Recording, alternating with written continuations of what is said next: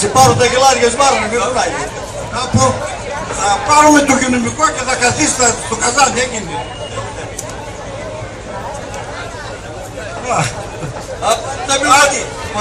Λοιπόν, εσύ που κάνεις κομμάντο,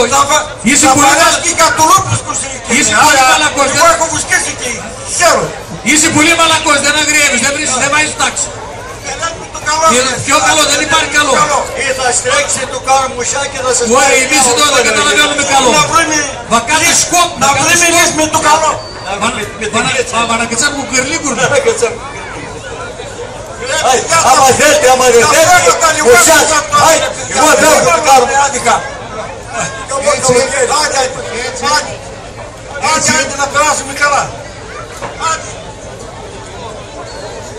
Έτσι περνούσαν 3-4 βραδιές, 3-4 μέρες, δεν μοιράζονται τα βουνά, απειλούσαν όλοι ότι θα το κάνουμε κοινό και όλοι φοβόντουσαν μήπως πραγματοποιηθεί αυτή η απειλή.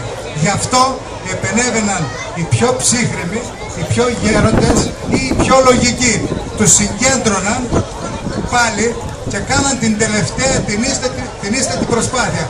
Βέβαια, οι κτηνοτρόφοι ξέραν ότι δεν θα πραγματοποιηθεί η απειλή, ότι θα μοιραστούν τα βουνά. Αυτό έγινε μέχρι το 2000 παρακαλώ, περίπου. Μοιράζονταν. Από το 2000 και μετά σταματήσαμε να το μοιράζουμε. Για να δούμε τώρα, την πρώτη βραδιά ήταν στο καφενείο του Ανδρέα. Την τελευταία, την άλλη βραδιά είναι